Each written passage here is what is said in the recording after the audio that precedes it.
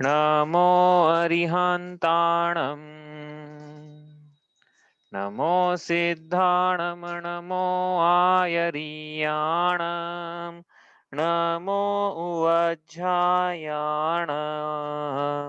नमो लोये सवसाहुणं तीन भुवन में सार वीतराग विज्ञानता शिव स्वरूप शिवकार नमः त्रियोग समारिके। परम मांगलिक ग्रंथ हम पढ़ रहे हैं श्री छड़ाला जी। इसकी 6 ढालों में से हमारी चर्चा चल रही है चौथी ढाल पे। चौथी ढाल के अंतर्गत अब हम पढ़ रहे हैं सम्यक ज्ञान के बाद देश चारित्र का वर्णन पढ़ रहे हैं यहाँ पे।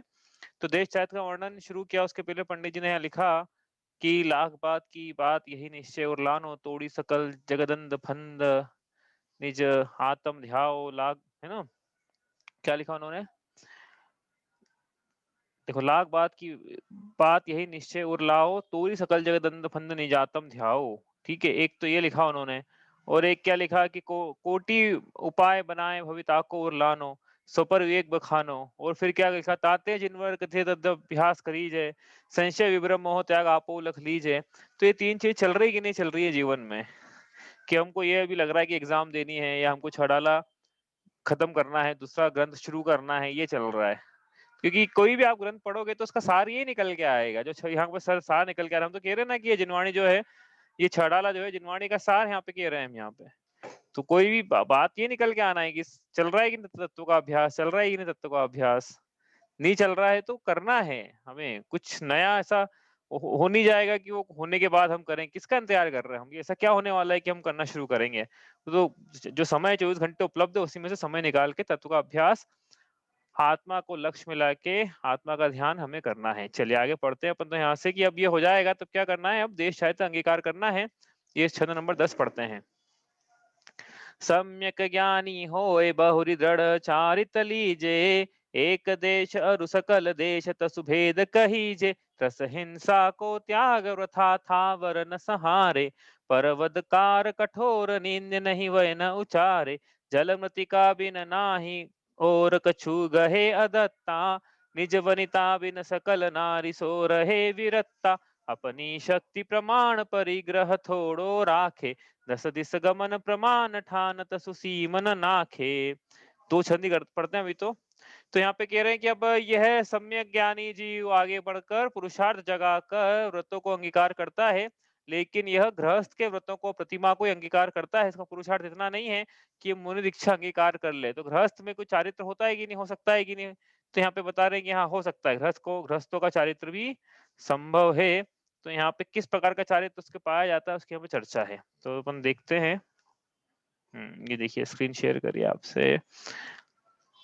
पांच पाप व्रत किसे कहते हैं, पांच पापों के त्याग को व्रत कहते हैं। देश व्रतों की चर्चा है तो अणुव्रत किसे कहते हैं, पांच पापों के स्थूल त्याग को अणुव्रत कहते हैं। पांच पाप कौन कौन से, हिंसा झूठ चोरी कुशल परिग्रह।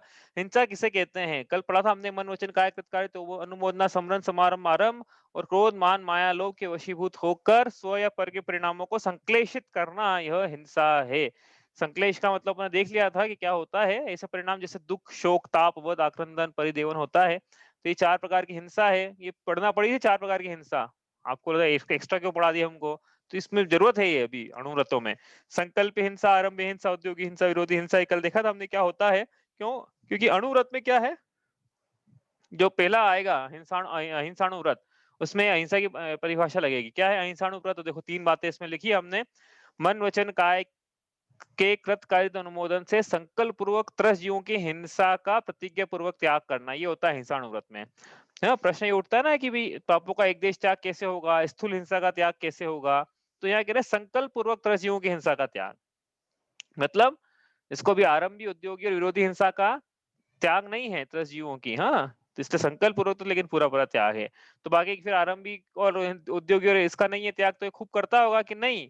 शेष में इसको यत्नाचार करना है, घर के आरंभ करते हुए झाड़ू बुहारी कपड़े बर्तन चौके आदि करते हुए, हाँ गाड़ी चलाते वक्त इसको पूरा यत्नाचार करके 30 हिंसों की 30 जीवों की हिंसा से बचना है। उद्योग करते हुए भी 30 जीवों की हिंसा से बचने का पूरा पूरा यत्नाचार है। और विरोधी हिंसा में भी बहुत जरूरत पड़े तो ही प्रतिकार करता है ये, इसको उसका भी यत्नाचार है, कहने का मतलब ये है, ठीक है। बाकी यत्नाचार पूर्वक प्रवृत्ति। तो दूसरी लाइन ये हो गई कि शेष प्रकार की जो हिंसा है 3 प्रकार की, उसमें त्रस्त जीवों की हिंसा से बचने के लिए यत्नाचार पूर्वक प्रवृत्ति। यत्नाचार मतलब जितना यत्न हो सकता है उसको बोलते हैं यत्नाचार, जितना बच सकते उतना बचेंगे। हम जीरो तो नहीं कर सकते, गृहस्थ हिंसा को जीरो पे तो नहीं ला सकता है, लेकिन संकल्प पूर्वक त्रजीयों की हिंसा को तो जीरो पे ला सकता है और शेष को मिनिमाइज कर सकता है, ठीक है। और स्थावर जीवों की व्यर्थ में हिंसा नहीं करेंगे। अब मतलब स्थावर जीवों की संकल्प पूर्वक हिंसा का त्याग नहीं है इसको, त्रजीयों की संकल्प पूर्वक हिंसा का त्याग है, लेकिन स्थावर जीवों की संकल्प पूर्वक हिंसा का त्याग नहीं है इसका, क्योंकि पानी तो गर्म करेगा ना, उसमें त्रज जीव अलग होंगे, वनस्पति कायिक जीव अलग करेगा, प्रासुक करके खाएगा उनको। तो ये उसको संकल्प करो, उनका घात तो हो रहा है लेकिन व्यर्थ में नहीं करेगा, इसका ऐसा त्याग है, ठीक है। तो हिंसाणुव्रत है। देखा था हमने यहाँ क्या लिखा है, त्रस हिंसा को त्याग व्रथा था वर्ण सहारे, त्रस जीवों की हिंसा का त्याग और व्यर्थ में स्थावर जीव की हिंसा नहीं करता है। 2 पंक्तियां तो यही हो गई। और त्रस जीवों में कैसे किसी हिंसा का त्याग है और किसका नहीं है, तो संकल्पी का त्याग है और बाकी 3 का यत्नाचार है, ठीक है। जो अब उसके बाद आया तो क्या, हिंसा का एक देश त्याग स्थूल रूप से, स्थूल रूप से हुआ ना भाई, सूक्ष्म रूप से तो मुनिराजों के होगा। 6 कायों के जीवों का हिंसा का त्याग तो मुनिराजों के होता है, इसलिए उनके महाव्रत है। ये गृहस्थ है, इसके अणुव्रत छोटे व्रत हैं। चलो हिंसा के बाद अगला नंबर किसका आया, झूठ का। झूठ किसे कहते हैं, तो झूठ 4 प्रकार के हैं। इन 4 प्रकारों को झूठ कहते हैं। विद्यमान का निषेध कर दे कोई, या अविद्यमान को प्रकट कर दे, या विद्यमान में अविद्यमान को मिलाकर प्रकट करे। 3 प्रकार के झूठ का तो उसको पूरा पूरा त्याग रहता है। लेकिन चौथा जो है परवदकार कठोर निंद्य वचन नहीं, तो इसमें क्या है, पर ऐसा नहीं करता है वो कौन, सत्यानुव्रत का धारी। तो फिर इसका पूरा पूरा त्याग हो जाना चाहिए ना सत्य का।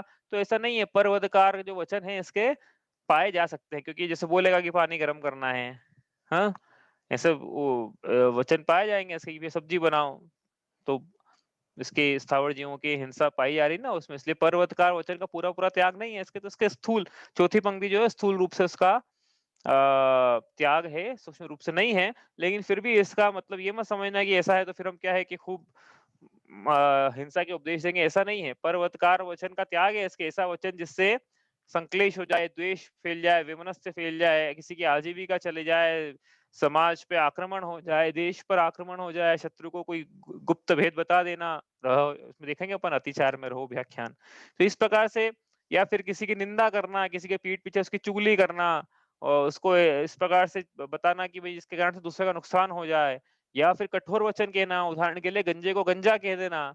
तो ये भले ही सत्य दिखता हो लेकिन सत्य फिर भी नहीं है, क्योंकि ये कठोर वचन है, सुनने में अच्छा नहीं लगता है। तो ये इसका सत्यानुव्रत के धारी कैसा वचन कैसे होते हैं इसके, हित मित्र प्रिय जग सुहित कर सब अहित हर, ऐसा भी पढ़ेंगे सत्य महाव्रत में। तो उसका थोड़ा सा हिस्सा यहाँ भी पाया जाएगा ना इसका, कि दूसरों के लिए हितकारी हो इसके वचन, ऐसा हो कोई भी हो, बोले शत्रु ही को ना, अपन इसको शत्रु मानते हैं अंतर में, कि इनसे आगे बढ़ जाएगा तो क्या होगा, उसके लिए भी अपने मन में से भाव हो कि उसका भी भला हो, उसका भी हित हो, उसको भी हम मीठे वचन बोले, उसको भी प्रिय वचन बोले, ऐसा हित मित्र प्रिय वचन का धारी होता है सत्यानुव्रत का धारी, ठीक है। तो क्या बोला वहां पे, पर्वतकार कठोर निंद नहीं वयन उचारे, ठीक है। आगे अब जल मृतिका भी नोर नाई कछु कहे दत्ता। तो उसके पहले चोरी, चोरी किसे कहते हैं, तो चोरी की परिभाषा लिखिए, किसी की रखी हुई, गिरी हुई, भूली हुई या बिना दी हुई वस्तु को स्वयं ग्रहण करना या अन्य को उठा के दे देना, यह चोरी है। उसने दी नहीं थी आपको, हमने ग्रहण कर ली, किसी की भूली हुई है, कोई भूल गया है तो हमने, तो ऐसा नहीं है भाई, हमको नहीं करना है। कोई रास्ते में 100 का नोट मिल जाए तो हमको उठाना नहीं, 500 का मिल जाए तो बोले हम नहीं उठाएंगे तो कोई और उठाएगा, हाँ। तो ऐसा इतना दयावान मत हो जाना कि हमको उसको चोरी का दोष लगेगा तो हमको ही लग जाए, हाँ। तो बाकी चीजों में करना फिर ऐसा कि हमारी नौकरी भी किसी और को लग जाए, हम नौकरी करेंगे तो आरंभ होगा, आरंभ भी हिंसा होगी, दूसरे की नहीं हो तो दूसरे को, ऐसा ऐसा नहीं होना चाहिए क्या, तो हमारी नौकरी दूसरे को लग जाए ऐसा नहीं है। तो किसी की रखी हुई, गिरी हुई, भूली हुई, बिना दी हुई वस्तु को स्वयं ग्रहण करना या अन्य को दे देना, यह चोरी है। तो अचोरेण व्रत का धारी के स्थूल रूप से इस प्रकार से चीज नहीं पाई जाती, किसी की इस प्रकार की हुई चीज को वो ग्रहण नहीं करता है, लेकिन इसमें अपवाद है। अपवाद क्या है, मतलब इसको स्थूल रूप से त्याग करवाया ना, तो जल और मिट्टी के अलावा है, मतलब जल और मिट्टी तो बिना दिए भी ग्रहण कर सकता है, यदि वो पब्लिकली अवेलेबल है तो। वही प्राइवेट है तो वो भी नहीं करेगा, लेकिन हाँ सरकार की राज आज्ञा से नदी का जल उदाहरण के लिए सबको उपलब्ध है, कोई भी जाके घट भर सकता है अपना नदी के जल में, हाँ, सामान्य रूप से पब्लिकली अवेलेबल है। इसी बार मिट्टी है, सामान्य रूप से उपलब्ध है, तो वो मिट्टी का उपयोग कर सकता है वृक्ष आदि, वृक्षारोपण आदि के लिए।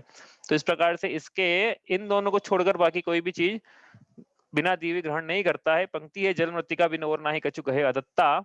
अगली पंक्ति है निज वनिता बिन सकल नारी सो रहे विरत्ता। मतलब अगला क्या है, कुशील नाम का पाप। कुशील किसे कहते हैं, बच्चों वाली परिभाषा है, पराई माँ बहनों को बुरी नजर से देखना, उनसे कुशील सेवन का भाव, कुशील है उनपे काम विकार करना, या कुशील से कुशील का भाव है।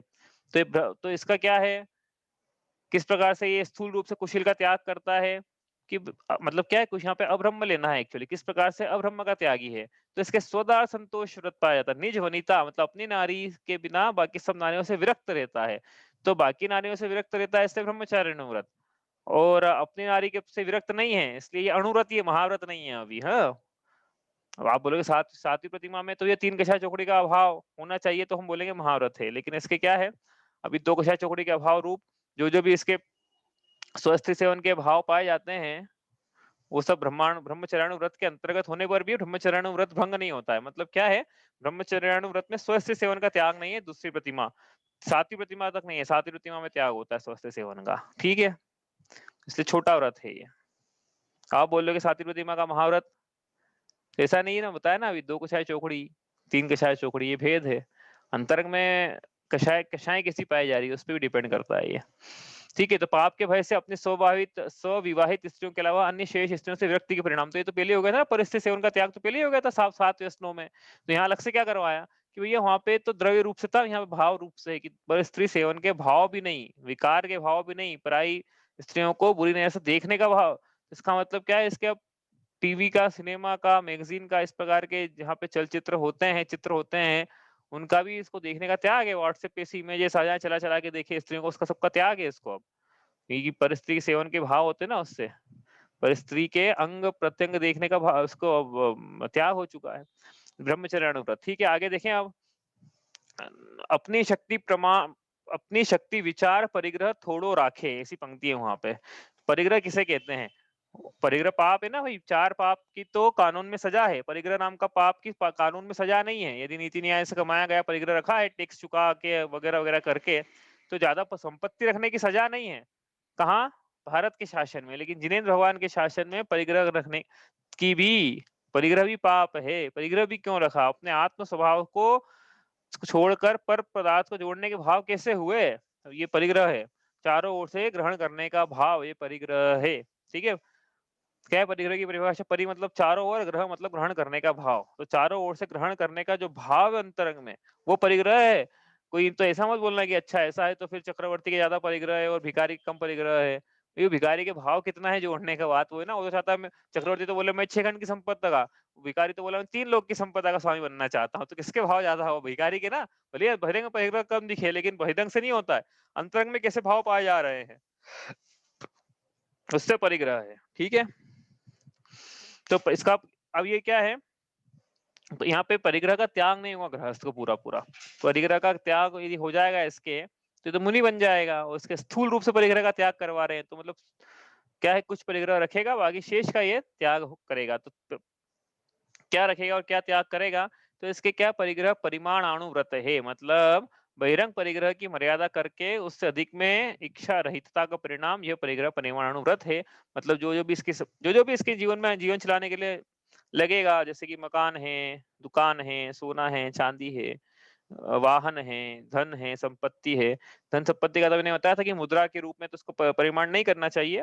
कोई कर ले तो अलग बात है, बाकी करना नहीं चाहिए, क्योंकि मुद्रा की क्या डिमोनिटाइज हो गई वैल्यू, या डिप्रिशिएट हो गई, या मुद्रा ही चेंज हो गई, या मतलब इन्फ्लेशन इतना हो गया कि वो मूल्य ह्रास हो गया उसका। तो इसलिए क्या है कि ये बाकी चीजों का, जो कि मटेरियलिस्टिक चीजें, उनका परिग्रह परिमाण करना चाहिए। जैसे कि इतना ही सोना रखेंगे, इतना ही चांदी रखेंगे, इतना ही धन धान्य आदि आदि रखेंगे।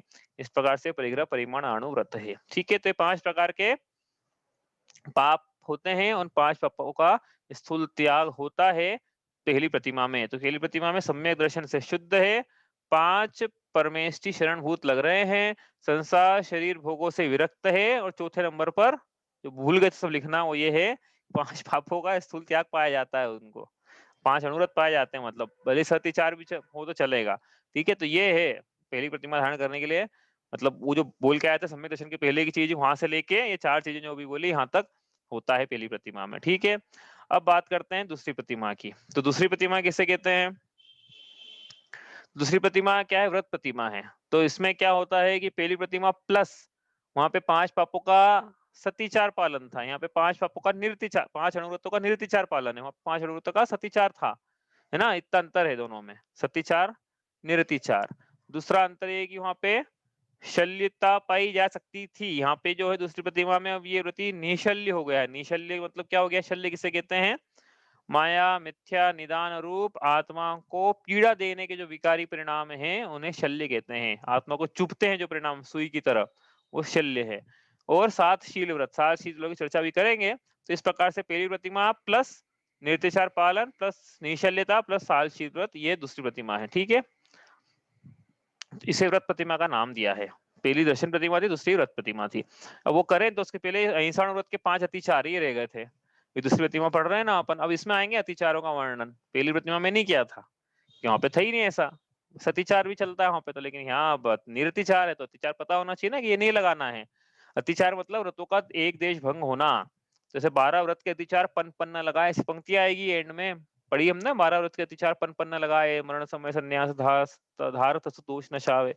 तो 12 व्रत के पन अतिचार कौन कौन से, पन मतलब 5-5, तो यहाँ एक एक करके देख रहे हैं हम। अहिंसा व्रत के 5 अतिचार, छेदन बंधन पीड़न अति भारारोपण अन्न पान निरोध। छेदन मतलब छेदना, बंधन बंधन मतलब बांधना, छेदन छेदना मतलब कान वगैरह छेदना हो या छेदना मतलब ऐसा मत समझ लेना, कोई चोर मत समझ लेना, मतलब पशु है उससे कान छेद दिए, ये छेदन है। बंधन मतलब बांध के रखना, उसको भी बांध के रखना मतलब क्या है, टाइट बांध के रखना, मतलब कि वो बिल्कुल पीड़ा होने लगे, या फिर ऐसा बांध के रखना कि उस पे कोई विपत्ति आ जाए तो बंधन तोड़ ही ना सके। उसको इतनी छोटी जगह में रख देना, कन्फाइन कर देना कि वो ठीक से मूव भी नहीं कर पाए, ये बंधन है यहाँ पे। नहीं तो आप बोलोगे फिर पशु को बांध के कैसे रखेंगे, तो उसको बाड़ा बना दो। श्रेष्ठ यही है कि नहीं हो बाड़ा तो फिर ऐसी ढीली रस्सी रखें कि वो बहुत लंबी दूर तक जा सके। पीड़न पीड़ा देना, अति भारा रोपण उसकी शक्ति से अधिक भार लाद देना, और अन्नपान का निरोध कर देना, उसको अन्नपान से वंचित कर देना। किसी भी तिरंज को ही नहीं, मनुष्य को भी अपने घर में अन्नपान को से वंचित करना। भाई अपने घर में भी तरह जो जीव पाया जाता है वो तरस ही है, तो तरस हिंसा का त्याग बोला ना, तो पर के परिणाम को संश्लेषित करना ये हिंसा है। और अपने घर के जीव जो सब तरस हैं तो उनके परिणामों को संश्लेषित करना ये भी हिंसा है, ठीक है। नहीं तो आप बोलोगे चढ़ना नहीं, त्रियंचों की बात कर रहे हो।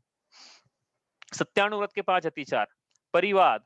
परिवाद मतलब यहाँ पे परिवाद का भी बहुत सारे मतलब हो सकता है, मिले आपको परिवाद के।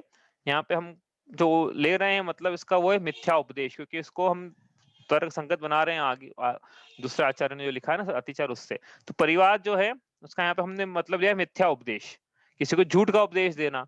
रोह व्याख्यान, किसी का रहस्य उद्घाटित कर देना, स्त्री पुरुष की गुप्त क्रियाओं को प्रचारित कर देना। पेशून्य मतलब चुगली करना। कूट लेखन मतलब किसी ने कुछ लिखा है कुछ और बता देना उसका। न्यासापहार मतलब कोई अपने पास धरोहर न्यास रख गया और फिर उसको झूठ बोल देना कि तेरी तो है ही नहीं, या कम है, या तुम्हारी जो हो ले जाओ। मतलब वो बोलता है ना जैसे कि मेरे को याद नहीं ठीक से 5 ही है, तो ये बोलेगा कि हाँ ठीक है 5 है तो ले जाओ, फिर मेरे को भी याद नहीं है। तो इस प्रकार से न्यासापहार क्या है, सत्यानुव्रत का अतिचार है। अचौर्यानुव्रत के 5 अतिचार, चोर प्रयोग मतलब किसी को चोरी की प्रेरणा देना, बतलाना कि चोरी कैसे की जा सकती है। चोरार्थ, चोर अर्थ आदान मतलब चोरी के सामान का ग्रहण कर लेना, वो भी चोरी है एक तरह से। विलोप, राज आज्ञा का विलोप कर लेना मतलब राज्य में पाबंदी है किसी चीज की, तो बाहर से वो चीज लाकर अपने आप बेचना, जो भी करना ये राज आज्ञा का विलोप है। सदृश सम्मिश्रण मतलब काली मिर्ची में क्या पपीते के बीज, है ना, ये समझ में आया ना उदाहरण, बस यही है। इस प्रकार से मिलावट करके बेचना। हिनाधिक विनिमान मतलब लेने के बाद ज्यादा रखना और देने के बाद नहीं, देने के कम रखना, हाँ सही है। तो ये हिनाधिक विनिमान। ब्रह्मचर्यानुव्रत के 5 अतिचार, अपने पर आश्रित जो कुटुंबी जन है उनको छोड़कर किसी अन्य का विवाह करवाना, मेरी जूरी चला लेना, जैसे एक तरह से अन्य विवाह करना। अनंग क्रीड़ा, अनंग क्रीड़ा काम के निश्चित अंगों को छोड़कर अन्य अंगों से क्रीड़ा करना, अनंग क्रीड़ा। विटत्व, विटत्व मतलब बहुत ज्यादा आसक्ति से अनेक प्रकार के रूप बनाकर, स्त्री द्वारा पुरुष का स्वांग रचाकर, पुरुष द्वारा स्त्री का स्वांग रचाकर, अनेक प्रकार से विविध प्रकार से क्या करना, काम की चेष्टाएं करना।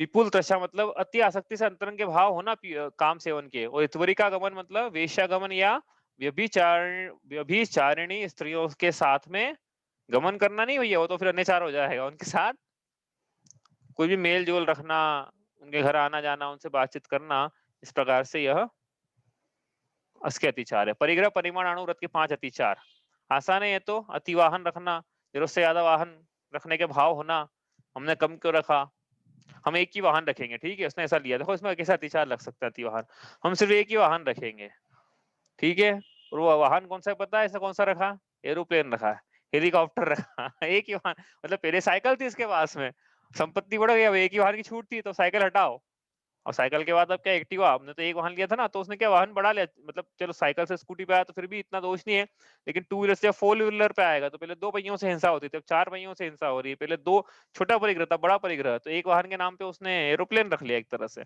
अति संग्रह की प्रवृत्ति होना, कि भाई भाव होना कि कम क्यों रखा मैंने, ज्यादा रखता तो अच्छा। विस्मय हो जाना, भूल जाना कि मैंने क्या मर्यादा ली थी।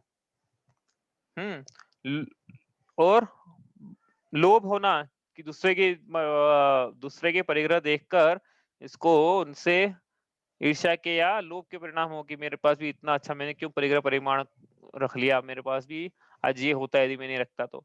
या अति भार वाहन, तो अति भार रोबोट पहले भी आया था, अति भार वाहन वापस आया, तो वहां पे क्या है, हिंसा के लिए आया था, यहाँ पे लालच के लिए ज्यादा भार लादना, किस पे लादना, हमें तो तिरंची नहीं है भैया, अपने अधीनस्थ जो हैं मजदूर लोग उन पे, तुम्हारी तो नौकरी है, हम तो बिजनेस करते ही नहीं है। अच्छा, अपने घर में जो काम वाले आते हैं, कोई भी आते हैं, वेंडर भैया, इलेक्ट्रिशियन ही आ गया मान लो, अरे भाई कोई भी आ गया, बाई आ गई झाड़ू निकालने के लिए, आना चाहिए कि नहीं, वो मैं नहीं कह रहा, बाकी आ गई तो अपन ये उस पर जल्दी जरूरत से ज्यादा पैसे कम देना और काम ज्यादा लेना, कहने का मतलब ये अति भार वाहन।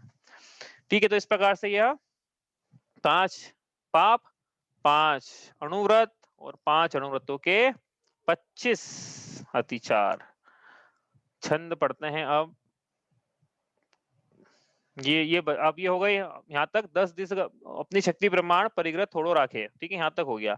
अब इसके बाद ये तो 5 अणुव्रत हो गए, अब इसके बाद आते हैं 3 गुणव्रत। गुणव्रत क्या है, जो अणुव्रतों की रक्षा करे और अणुव्रतों की वृद्धि कराए। आपको समझ में आ गया, रक्षा कैसे करते हैं, रक्षा कैसे करते हैं, वृद्धि कैसे कराते हैं। तो 3 गुणव्रत है, दिग्व्रत, देशव्रत और अनर्थ दंड त्यागव्रत। तो दिग्व्रत लिखा है यहाँ पे, 10 दिस गमान प्रमाण ठान तो सीख न नाखे, ठीक है, पढ़ लेते हैं एक बार ये अपन।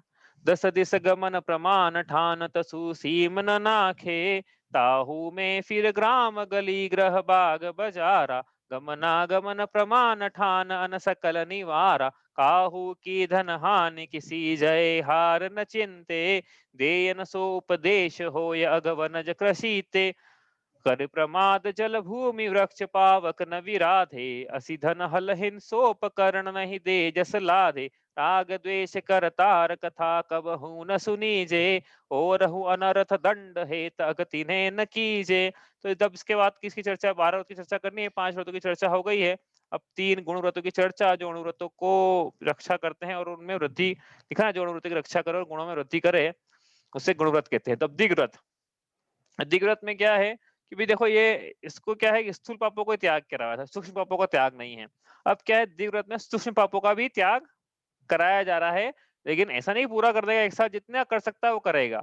तो अभी जो जो प्रयोजन भूत क्षेत्र नहीं है इसका, जहां इसको जाने के कोई संभावनाएं नहीं है, जीवन में कभी नहीं जाएगा, चाइना कभी नहीं जाएगा, थाईलैंड कभी नहीं जाएगा, बैंकॉक पटाया कभी नहीं जाएगा, ये मकाऊ कभी नहीं जाएगा, पाप की जगह कभी नहीं जाएगा। तो ऐसा क्या है, उनने वहां जाने का हमेशा के लिए त्याग कर दिया, वहां से मुझे कोई प्रयोजन नहीं, वहां से कुछ भी न्यूज भी आती है, कुछ भी आता है तो मुझे कोई प्रयोजन नहीं। इस प्रकार 10 दिशाओं में गमन, ऐसा नहीं कि एक ही दिशा, 10 दिशाओं में गमन करने की आजीवन मर्यादा कर उसका उल्लंघन न करना, यह दिग्व्रत है।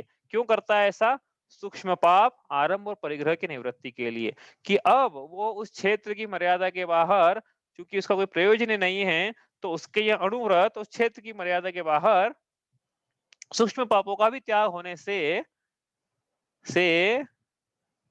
महाव्रतों के समान है, महाव्रतों के समान है ये, महाव्रत के समान। ऐसा उसका मतलब ये नहीं कि वहां जाएगा तो ये महाव्रती बन जाएगा, ऐसा नहीं, वहां जाएगा तो उल्टा भंग हो जाएंगे वहां नहीं जाता, प्रयोजन नहीं। तो सूक्ष्म पापों का त्याग तो मुनि राजों को होता है, तो इसलिए कह रहे हैं कि ये मर्यादा के मतलब ये क्षेत्र की मर्यादा है, इसके बाहर इसके अनुव्रत महाव्रत के समान है, क्योंकि इसके सूक्ष्म पापों का त्याग हो गया, मुनि राजों के भी सूक्ष्म पापों का त्याग होता है।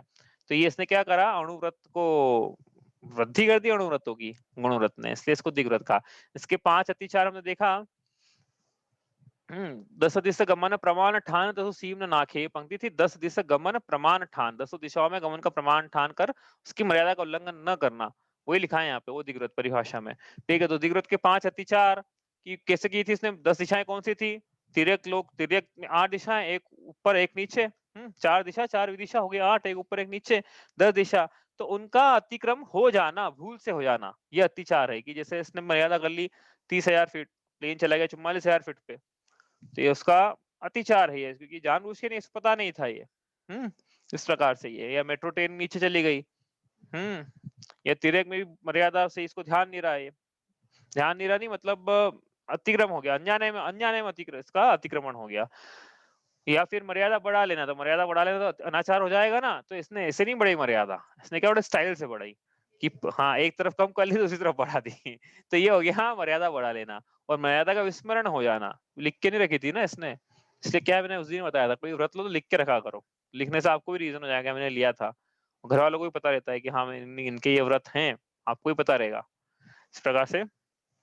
ठीक है, अब ताहू में फिर ग्राम गली गृह बाग बजारा, गमना गमन प्रमाण ठान तसु असु सकल निवारा, कि वो ताहू में मतलब उसमें, किसमें? दिग्रत में, फिर ग्राम गली बाग ग्रह बजारा, उसकी मर्यादा ले ली। तो पहले नेशनल बाउंड्री थी, अब इसकी क्या है? मेन मेन बाउंड्रीज आ गई। कैसी मेन मेन बाउंड्रीज आ गई? कि अब जो दिग्रत में मर्यादा, क्योंकि एक समय मान लो उसने मर्यादा ली कि भारत के बाहर मेरे जाने का आजीवन त्याग, हो गई भाई मर्यादा अच्छी खासी। मेन लैंड जो है भारत का, अंडमान निकोबार भी हटा दिया उसमें से, मेन लैंड जो है मेन टेरिटरी है, उसके बाहर मैं नहीं जाऊंगा, न मेरा कोई प्रयोजन रखूंगा उससे। ठीक है, अब जिस समय इंदौर में है उस समय बेंगलोर में तो नहीं है, तो अब यदि इसके दूसरी प्रतिमा है तो बेंगलोर जा, अब ये इंदौर, ये कुछ काल ले लिया इसने कि भैया 1 महीने तक मध्य प्रदेश से जाने का, बाहर का त्याग। ठीक है, तो इसका क्या मतलब है कि दिग्व्रत में जो मर्यादा ली थी उसको और छोटा कर दिया, लेकिन इसने अंतर क्या है फिर दिग्व्रत और देशव्रत में? कि वो आजीवन के लिए था, यह 1 महीने के लिए किया इसने। काल की मर्यादा भी है इसमें, तो काल के अनुसार कम कर लेना। ठीक है, ताहू में फिर ग्राम गली गृह बाग बजारा, गमना गमन प्रमाण ठान, मैंने सकल निवारा, फिर सकल का निवारण कर दिया इसने। इस प्रकार से इसका देशव्रत है। ठीक है, तो इसके ये 5 अतिचार है कि ये तो नहीं जा रहा है, लेकिन किसी को भेज रहा है कि आप जा रहे हो ना बेंगलोर, तुम्हारा ये काम, या घर की मर्यादा ले ली, मान लो कि समय के काल में या जो भी काल, हम एक दिन अष्टमी के दिन जो भी है इसका 2 घंटे के लिए हम घर से बाहर नहीं निकलेंगे। अब घर के बाहर निकल तो नहीं सकता, लेकिन शब्द जा सकते हैं, तो उसने आवाज लगाई जो मर्यादा के बाहर थी, तो शब्द राम शब्द रूप से अतिचार लगे उसमें। या आनयन, कोई आ रहा था बाहर से, तो उसने बुलवा दिया कि भैया वो आ रहा है, तो उसको बोलेंगे लेते हुए या काम करते हुए, हमारा मर्यादा के बाहर का रूपाभिव्यक्ति, कि इसने क्या है बालकनी में जाके खड़ा हो गया है, घर की मर्यादा ली थी, मान लो इसने घर की बालकनी में आके खड़ा हो गया कि इसको देखकर ही काम हो जाए, लोग मजदूर लोग इसको देख के ही काम कर लें, या स्वयं भी बाहर देखने चला गया, ऐसे ही तो रूपाभिव्यक्ति है। पुद्गल क्षेपण, की बाहर न शब्द से है न किसी को भेज रहा है, लेकिन क्या इसने पत्थर कंकर फेंका। इस प्रकार से ये 5 अतिचार है इसके। ठीक है, तो ये अंतर है दिग्व्रत और देशव्रत में, एग्जाम में आ जाएगा भी। तो ये आजीवन के लिए, कुछ काल के लिए, देशव्रत दिग्व्रत की सीमा के अंदर है, दिग्व्रत देशव्रत की मर्यादा के अंदर नहीं है। ये पूरे भाव के लिए एक समान है, काल की मर्यादा के बाद वापस रीसेट हो जाते हैं। ये इसमें अधिक विचार की जरूरत है, इसमें कम विचार की जरूरत है, इसमें कम पापों की निवृत्ति, इसमें अधिक पापों की निवृत्ति है, क्योंकि ज्यादा मर्यादा है ना, क्षेत्र की ज्यादा मतलब क्षेत्र का त्याग कर दिया इसने। दिग्व्रत आचार्य की साक्षी में स्वयं से प्रतिज्ञा करके है, गुणव्रत में लिया है, इसको कुछ आचार्यों ने शिक्षा रत्न में लिया है। इसमें प्रयोजनभूत क्षेत्र जो रखता है वो रखता है, इसमें देशव्रत में कितना कम से कम कर सकता है कि जिस आसन पे बैठा हूँ उस आसन पे बैठूंगा सामायिक के काल में, बाकी सबका त्याग 48 मिनट तक। तो शरीर प्रमाण क्षेत्र भी इसकी इतने कम से कम क्षेत्र की मर्यादा हो सकती है, कितना पापों से बचा सोचो आप। ठीक है, ये हो गया क्या? 3 गुणव्रत है, उसमें से 2 हो गए दिग्व्रत और देशव्रत। अब आगे बात करते हैं अपन अनर्थ दंड त्याग की। तो अनर्थ दंड की परिभाषा तो पंडित जी ने लिखी नहीं है, अपन अलग से पढ़ते हैं उसको। अनर्थ दंड त्याग व्रत, अन मतलब ये जो नीचे लिखा है ना, बिना प्रयोजन के मन वचन काय की प्रवृत्ति का त्याग, इस प्रकार का व्रत है। तो अब जो उसने क्षेत्र की मर्यादा देश व्रत में ली थी, उसके अंदर भी यह सिर्फ प्रयोजन भूत कार्य में ही इसकी प्रवृत्ति रहेगी, अप्रयोजन भूत कार्यों में इसकी प्रवृत्ति नहीं रहेगी। तो इसका मतलब क्या है कि अप्रयोजन भूत रूप से जो सूक्ष्म हिंसा हो रही थी उसका भी इसको त्याग हो गया है। समझ में आ रहा है ना? मतलब गुणवत्त अणुव्रतों की कैसे वृद्धि हो रही है। पहले क्षेत्र था, क्षेत्र पहले आजीवन, फिर उसको काल की मर्यादा में कुछ कम किया। अब जो कम किया हुआ उसके अंदर भी जो अप्रयोजन होते हैं उसमें सूक्ष्म हिंसा की निवृत्ति हो गई है इसके। इस प्रकार से अनर्थ दंड। तो अपने जीवन में क्या-क्या अनर्थ दंड चल रहा है, समान रूप से भी लगाना। मैंने आपको अनेक बार पहले ही बोला था कि कहाँ जीवन जा रहा है अपना अप्रयोजन भूत, जिससे धर्म, अर्थ, काम, मोक्ष कोई सी भी किसी की भी सिद्धि नहीं हो रही है। वो किसी काम का नहीं, वो जीवन का समय बर्बाद करने वाली क्रियाएँ हैं। तो ये 5 प्रकार के अनर्थ दंड, इसका वर्णन यहाँ पे आया है। क्या?